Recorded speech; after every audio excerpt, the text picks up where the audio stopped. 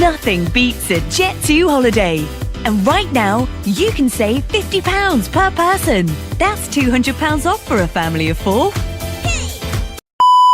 Mga idol, no? So isang mapagpalang umaga mga idol, dito tayo ngayon sa sports complex. At sa hindi natin inaasahan mga idol, nakita natin yung isa sa mga pro athlete dito sa sports complex, no? So ito yung isa sa mga pro atleta ng Muntinlupa. Kaya salute sa iyo, brother. Brother, pakilala ka naman, brother. My name is Junicio Anyosa de la Cruz. So yun, napakilala mo naman sa kanila kung ano yung mga positioning at saka yung ano yung naibibigay mong achievements at saka kung ano yung kung bakit ka naging isang matibay na pro dito sa pro athlete. Ano ba yung ginagawa mo? Elementary pa lang talaga ako, elementary days na ako noon. Ang trip ko talaga sa buhay noon, yung past life ko, mga ganun, past time. Puro takbo lang, ganon. Natuto ako magtakbo-takbo sa mga ganito. Sa Marikina talaga ako dati. Yung time na yun, may tracking field. Ngayon, sabi sa akin ng tatay ko, ba't hindi ka sumali sa school? Ngayon, mali mo, mahugot ka ng larong pambansa. Nakakuha ako doon ng sa larong pambansa. Di naman ako sumakto ng, sabihin natin, silver. Bronze lang ako, pero ang sarap kagatin. Kasi nga, ganyan kakapal siya. Ngayon, once na pwede natin itong ibenta, mahal.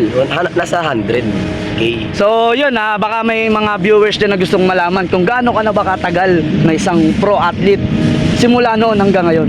Edad ko noon, 9 years old. Edad ko na ngayon, magti-23 na ako sa November 16. So, ibig sabihin, idol, Active. active since now. So, talagang pro athlete, ano ka talaga?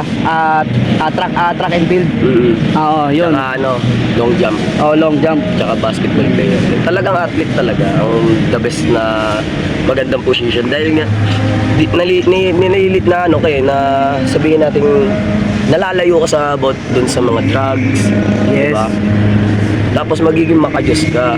Ayan. So ano yung masasabi mo sa mga, ano may bibigyan mong tips sa mga nangangarap ding maging pro athlete kagaya mo? Dahil napakarami nating followers and viewers, make sure na malaki yung magiging ambag mo to share your strategy na kung paano maging isang fit na pro player hanggang sa magkaroon ng achievement. Deep inside lang para sa akin about myself. Ang maganda kasing position mo, mag-umpisa ka muna sa mababa, maging low-key ka lang, low class na tao lang. Ngayon, pakita mo kung sino ka. Kasi pag di mo pinapakita sa mga ibang tao na kung anong meron kang strength or something na sabihin natin, ayun nga, skill. Di ka naman skilled kasi di ka naman nagko-construction. Ako, aminin ko, ako noon, 12 years old ako, pargador na ako ng mga loop blocks, mga etc. pa doon. Kasi nga, anong purpose ko? Gusto ko mag-aaral nang wala akong hinihingi sa magulang. Yes. Ayun ang purpose ko. Yung time na yon parang naalug ata ang utak ko kasi nabarug ako noon. Ngayon, yung utak ko parang lalong lumakas yung kuryente. Yung parang umano ka agad. Ngayon, syempre ako, lumayo yung landas ko sa magulang ko. Ako na yung nagbibigay ng pera, hindi sila yung nagbibigay ng pera sa akin. Ayun ang naging independent ka sa sarili mo. Oo. Yes. Isipin mo, umaga pa lang, alas 5, meron ng kakainin lahat ng buong mo. Wow. Ang kan ko, sasabihin ko. Ang kaldero namin, ganyang kalaki. Rice cooker yun, ganun yun. Isipin mo, na siya, sinangag na kagad siya. Kasi nga, alas 12 pa lang, syempre, mga atleta, parang sabihin natin may siya may sakit din sa utak dahil nga madaming pumapasok sa utak na ano kayang schedule ko bukas, ano kaya merong sabihin natin, ano kaya pwede kong gawin bukas kagad. Ayun kagad ang tumatakbo sa utak namin na hindi namin kailangan ng ibang tao para lumaman or something na hindi namin kailangan ng ibang tao para lang magpakita ng kung ano man yung nasa iyo at nasa sa loobin mo. Okay, ayan. So napakaganda ng message ni pro athlete natin na si Happy.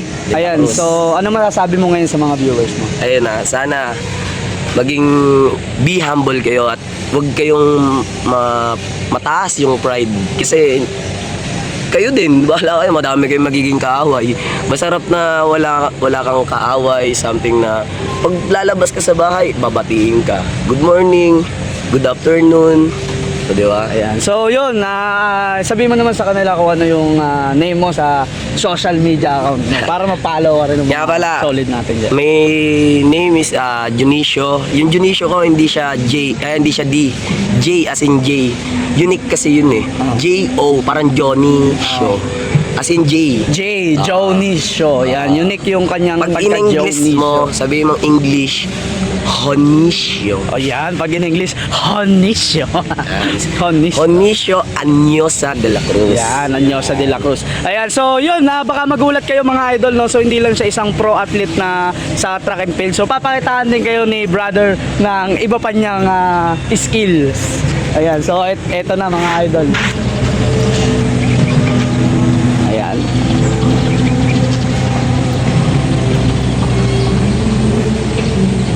Ayan, so ano siya, balancer. Ayan, balancer siya mga idol. Ayan. So yun, ano pa ba idol? Marunong ka bang tumambling? Hindi ako na-tumbling. Sige. Yan, ayan. Ito na. Eto na mga idol. Ayan na. Yeah. Nice one, brother. Ayan, so yun mga boss, mag-follow na kayo sa kanya and i-share nyo dahil napakaganda ng mensahe ni brother sa lahat ng mga syempre ako, kahit ako nung kabataan ko, talagang gusto ko rin sanang maging athlete. Ayan, kaso umaga tayo na bulok. Kaya yun, sa mga estudyante, sa mga nag-aaral na nangangarap maging humble, no? Be humble na pro athlete para makarating kayo sa dulo. Ayan, so humble pa rin. So, Saka laging iisipin nyo, may nasa taas na lagi Yes. nakatitig sa atin. Tsaka be strong lang, ganyan be strong lang. Lagi kang nasa utak mo or something na di ka marunong magtagalog, yung brain, yung utak mo, ito na lang yung gagawin mo. Brain! Let's go! Okay brother, maraming salamat.